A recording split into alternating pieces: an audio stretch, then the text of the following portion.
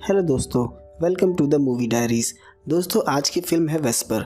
दोस्तों, ये कहानी डार्क एजेस की है, यानी कि भविष्य में जो आने वाला कल है। डार्क एजेस यानी कि कलयुग का लास्ट साइकिल। अभी जिस एज में हम जी रहे हैं वो कलयुग का गोल्डन एज है, पर इसके बाद जो आएगा वो डार्क एज होगा। धरती सूख जाएगी, लोग भूख प्यास से कीड़े मकोड़े की तरह ज़मीन पर रेंगना शुरू कर देंगे। इंसान एक दूसरे को नोच खाने को आतुर हो जाएगा और तब कलयुग अपनी चरम सीमा पर होगा। तो इस फिल्म के ज़रिए हम देख पाएंगे कि डार्क एज की शुरुआत में कैसे इवेंट्स होंगे। तो चलिए कहानी की शुरुआत करते हैं। इस फिल्म में कोई स्पेसिफिक ईयर या टाइम नहीं दिया गया है, पर आप आज से 1000 साल भविष्य में कोई भी साल और टाइम अज्यूम कर लीजिए। भविष्य में अब धरती फसल उगाने में असक्षम है। इंसानियत को बचाने के लिए जेनेटिक टेक्नोलॉजी की मदद भी ली गई, पर कई सालों की मेहनत सब बर्बाद हो गई। एक इंजीनियर्ड वायरस जिसने प्लांट्स को एक क्रीचर के रूप में बदल दिया, यानी कि वो एक जीव बन गए और वायरस तेज़ी से फैलता गया और देखते ही देखते उसमें जो बचे हुए प्लांट्स थे उन्हें भी ख़त्म कर दिया। जानवर पूरी तरह से अर्थ से वाइप्ड आउट हो गए। अब बस कुछ सर्वाइवलिस्ट इंसान ही बचे हैं जो जंगल में रहते हैं, और एक ग्रुप है जो सब कुछ कंट्रोल करता है। वो सीटाडेल नाम के जगह में रहते हैं और बाकी के लोग सर्वाइवल के लिए जंगलों में भटक रहे हैं। सीटाडेल के लोग बाकी के सर्वाइवलिस्ट को खाने के लिए बीज बेचते हैं, और इन बीजों को इस तरह से कोडेड किया गया है कि ये बीज सिर्फ एक बार ही फसल उगाने में सक्षम है, उसके बाद आपको नए बीज खरीदने होंगे। हम एक 13 साल के सर्वाइवलिस्ट लड़की को देखते हैं। उसका नाम वेस्पर है। उसके पास उसका एक ड्रोन है। वहाँ वो मिट्टी में किसी चीज़ को तलाश कर रही है, शायद अपने कुछ खाने के लिए। वो वहीं जंगल के एक घर में रहती है। उसके पिता का नाम डेयरस है। उन्हें काफ़ी वक्त से पैरालिसिस है, वो कहीं चल फिर नहीं पाते, तो सारा काम वेस्पर ही देखती है। वो बोल भी नहीं पाते, पर ड्रोन में एक चिप है जो उनके माइंड से कनेक्टेड है, तो उनकी आवाज़ ड्रोन के जरिए सुनाई देती है। वेस्पर जहाँ भी जाती थी उसके पिता उसे देख और सुन पाते थे उस ड्रोन की मदद से। उसके पिता ड्रोन को माइंड से कंट्रोल करते थे, जिससे वो फ्लाई भी करता था। साल भर पहले ही वेस्पर की माँ उन्हें छोड़कर चली गई। एक दिन वेस्पर बाहर गई थी, तभी उसे एक महिला दिखाई देती है। उस महिला का शरीर ऊपर से नीचे तक ढका था, यहाँ तक कि उसका चेहरा तक नहीं दिखाई दे रहा था। इन लोगों को पिलग्रिम कहा जाता है। वेस्पर की माँ जिन लोगों के साथ गई थी वो यही लोग थे। वो जब भी उन्हें देखती तो उसे अपने माँ की याद आने लगती। उसके पिता अक्सर उसके साथ होते। वो उसे कभी भी अकेले बाहर नहीं जाने देते थे। जब वो अपने घर के बाहर पहुंचती है तो उसे बाहर सभी चीज़ें बिखरी मिलती है। जब वो भीतर जाती है तो पता चलता है कुछ सर्वाइवलिस्ट उसके घर में आए थे और उन्होंने जनरेटर की सभी पाइप को निकाल दिया था, जिससे सारा फ्यूल नीचे गिर गया था और पावर न होने से उसके पिता की जान भी जा सकती है। वो अपने अंकल जोनस के पास जाती है जो वहीं थोड़ी दूर पर रहता था। वेस्पर जब वहां पहुंचती है तो काफ़ी भीड़ जमा थी। वहां ज़मीन पर एक अजीब सी दिखने वाली घायल महिला थी जो दर्द में चिल्ला रही थी। ये जग थे जिन्हें सीटाडेल की लैब में बनाया जाता है ताकि वो इनसे गुलामी करवा सके। वो किसी तरह यहाँ आ गई थी। जोनस के कहने पर वो लड़का उस जग को जान से मार देता है, क्योंकि उसकी नज़र में जग्स की कोई अहमियत नहीं है। जोनस एक क्रूर लीडर है और उसके कंपाउंडर में कई तरह के कल्ट्स चलते हैं। वो लोगों से ब्लड और सेक्स की डिमांड करता है, एसेंशियल रिसोर्सेज जैसे कि फूड, शेल्टर और पावर। जोनस चाहता है कि वेस्पर भी उसकी गुलाम बनकर रहे। वेस्पर उसे वार्न करती है कि ऐसा कभी नहीं होगा। वो उसे अपना ब्लड देती है। ये सभी ब्लड सीटाडेल भेजे जाते थे। वेस्पर उससे बैक्टीरिया मांगती है, पर जोनस मना कर देता है, क्योंकि वो पहले उसके ब्लड को सीटाडेल सेल करेगा, उसके बाद उसकी डिमांड पूरी करेगा। वो 2 दिन बाद उसे आकर मिले। वेस्पर बताती है उसके पिता बिना एनर्जी के इतने दिनों तक सरवाइव नहीं कर पाएंगे। वो अपना ब्लड लेकर भागने जाती है, पर जोनस उसे वहाँ से धक्के देकर निकाल देता है। वेस्पर पीछे के रास्ते से उसके फार्म में जाती है। उसे बैक्टीरिया मिल जाता है। वहाँ उसे कुछ लगाए हुए बीज भी मिलते हैं। वो उसे लेकर घर आ जाती है। उन बीज को देख उसके पिता काफ़ी नाराज़ होते हैं, क्योंकि जोनस काफ़ी खतरनाक है। वेस्पर बताती है वो इन बीजों को अनलॉक कर दोबारा से फर्टाइल योग्य बनाएगी।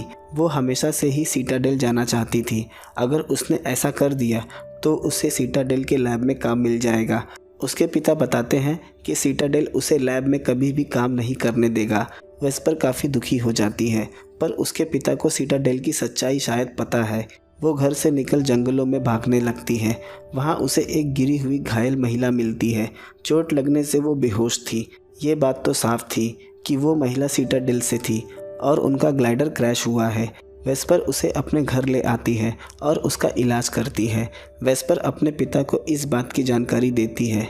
वो महिला सवाल करती है कि उसके साथ जो शख्स था वो कहाँ है, पर वेस्पर को वो महिला अकेली ही मिली थी। वो महिला वेस्पर को जाकर उसे ढूंढने के लिए कहती है, पर उसके पिता वेस्पर को जाने के लिए मना कर देता है। और वैसे भी उनके ग्लाइडर क्रैश की खबर तो सिटाडेल को मिल गई होगी, पर वो महिला बताती है कि उसे इसकी कोई जानकारी नहीं, शायद वो सबसे कुछ छिपा रही थी। वो महिला अपना नाम कैमिलिया बताती है। रात वेस्पर उसे बताती है कि उसके पिता सिटाडेल आर्मी में थे और ड्यूटी के दौरान उनके साथ ये हादसा हुआ और उसके बदले में सिटाडेल ने उन्हें ये एक स्क्रैप ड्रोन दिया। कैमिलिया कहती है वो उसके पिता को सिटाडेल ले जाएगी, शायद वहाँ उन्हें मदद मिल जाए। वेस्पर को ये मुमकिन नहीं लगता, पर कैमिलिया के कहने पर उसके मन में एक उम्मीद जागती है। रात वेस्पर के पिता की तबीयत बिगड़ने लगती है। कैमिलिया वहीं थी। वो एक गहरी सांस लेती है और उसके पिता को माउथ CPR देती है, जिससे वो फिर नॉर्मल कंडीशन में आ जाते हैं। पर यह कैसे पॉसिबल हो सकता है? यहाँ पर भी कैमिलिया थोड़ी सस्पिशियस लगती है और यही बात वेस्पर को सोचने पर मजबूर कर रही थी। दूसरे दिन वेस्पर कैमिलिया के पिता को ढूंढने निकलती है। यहाँ कैमिलिया उसके घर में एक लैब देखती है, जहाँ वेस्पर ऑर्गेनिज्म बायोलॉजी पर रिसर्च कर रही है। रास्ते में वेस्पर को क्रैश ग्लाइडर के हिस्से दिखाई देते हैं। वहाँ उसे वो क्रैश ग्लाइडर मिल जाता है। उसमें उसका पिता एलियास बेहोश था। तभी वहाँ जॉनस अपने आदमियों के साथ आ जाता है और एलियास को जान से मार देता है। वेस्पर उसे रोकने की कोशिश करती है, पर कोई हल नहीं निकलता।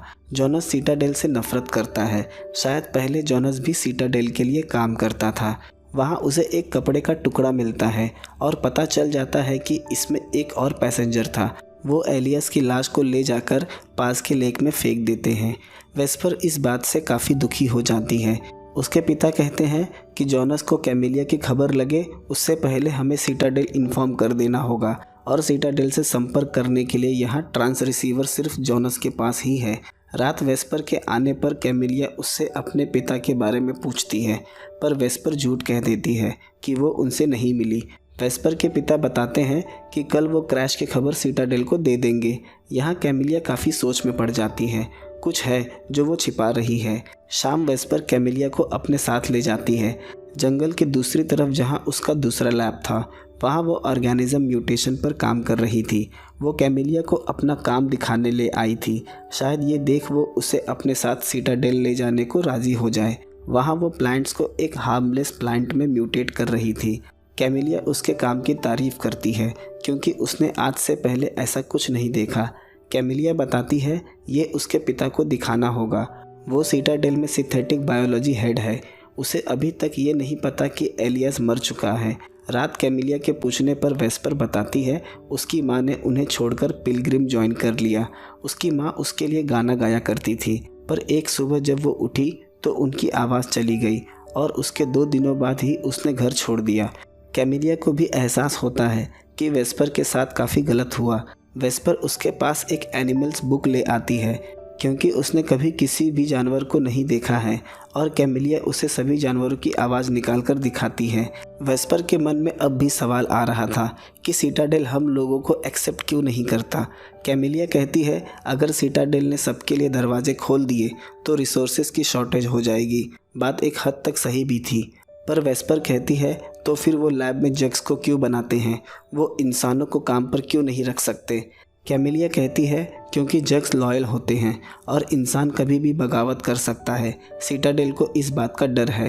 वेस्पर को अपने सभी सवालों के जवाब तो मिल गए थे, लेकिन आधे अधूरे। दूसरे दिन वेस्पर अपने ड्रोन के साथ जोनस के फार्म पर जाती है ताकि वो छिपकर सिटाडेल को क्रैश की खबर दे सके, पर यहाँ जोनस उसे देख लेता है और उसके ड्रोन के भीतर हाथ डाल उसे खराब कर देता है। जोनस हमेशा से यही चाहता था कि वेस्पर उसकी गुलामी बनकर रहे। वेस्पर अपना ड्रोन लेकर वहाँ से भाग जाती है और अब उस ड्रोन से उसके पिता की आवाज़ भी नहीं आ रही थी, ना ही वो उड़ पा रहा था। जॉनस वेस्पर के पीछे अपने आदमी भेज देता है। वो वेस्पर को पकड़ उसके हाथों पर ज़बरदस्ती एक मार्किंग लगा देते हैं जो कि गुलामी का था। अब वो जॉनस की गुलाम बन चुकी है, वो उस पर अपना पूरा हक जता सकता है। वेस्पर रोते हुए घर आती है। कैमिलिया के पूछने पर वो कुछ नहीं कहती और उससे लिपट कर रोने लगती है। शायद कैमिलिया उसके पास उसकी माँ के होने का एहसास करवाती थी। यहाँ वेस्पर उसे बता देती है कि उसका पिता एलियास क्रैश में मारा गया। ये सुन कैमिलिया को एक झटका लगता है। वेस्पर उसे उस लेक के पास ले जाती है। एलियास की लाश देख वो रोने लगती है। वेस्पर कैमिलिया को लेक से बाहर लाती है। तभी वेस्पर की नज़र कैमिलिया की गर्दन पर पड़ती है। उसके गर्दन पर एक मार्किंग थी। यहाँ कई बातें रिवील होती हैं कि कैमिलिया एक जग है, पर जग ऐसे नहीं होते। कैमिलिया बताती है एलियास ने उसे बनाया है और वो सबसे अलग है। वो दोनों सिटाडेल छोड़कर भाग रहे थे। तभी उनका ग्लाइडर क्रैश हो गया, क्योंकि सिटाडेल में एक इंटेलिजेंट जग क्रिएट करना एक क्राइम है और सिटाडेल उसे मार देगा। पर यहाँ वेस्पर के सिटाडेल जाने के सारे सपने टूट गए थे, क्योंकि एक जग तो उसे कभी भी सिटाडेल नहीं ले जा सकती। ऊपर से वो भाग रही है। वेस्पर गुस्से में उस पर चिल्लाती है। वो दोनों घर आ जाते हैं। वेस्पर को अपने पिता की बातें समझ आ जाती है कि वो ठीक थे। वो उस ड्रोन को ठीक करती है। उसके पिता कहते हैं कि वेस्पर को यहाँ से चला जाना चाहिए, क्योंकि जॉनस ने उस पर मार्किंग लगा दी है। वो कभी भी उसे उठा ले जा सकता है। वेस्पर बताती है कि कैमिलिया एक जग है और वो उसे जॉनस को सौंपकर अपनी आज़ादी की डील करेगी। शायद जॉनस मान जाए। यहाँ हम देखते हैं कैमिलिया खुद को मारने जा रही है, क्योंकि उसके पास कोई और विकल्प नहीं। एलियास भी नहीं रहा। सिटाडेल उसे ढूंढ रहा है और वेस्पर भी उससे नफरत करने लगी थी, पर वेस्पर वक्त पे आकर उसे रोक देती है।